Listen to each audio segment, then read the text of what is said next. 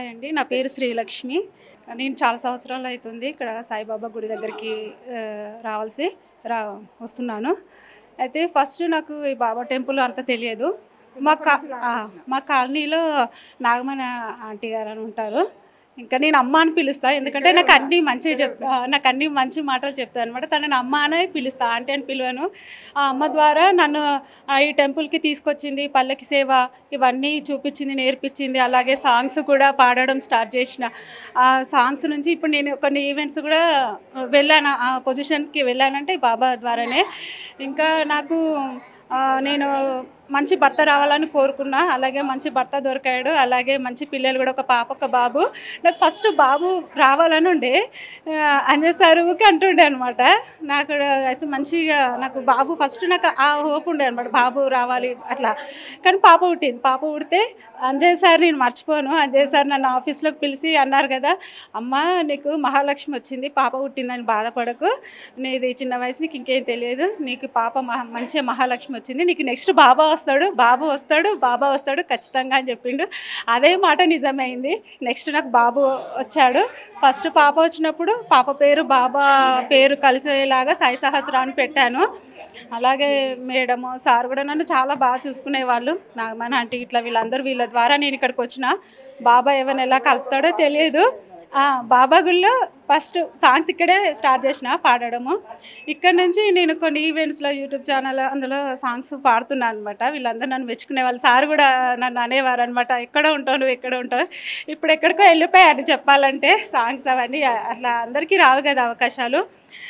బాబా అప్పుడప్పుడు నాకు కూడా కళలో వస్తుండే.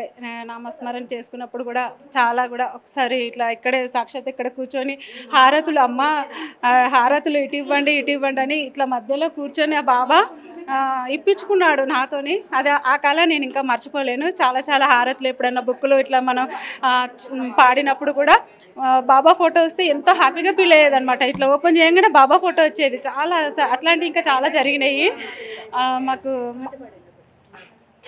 పాటనా?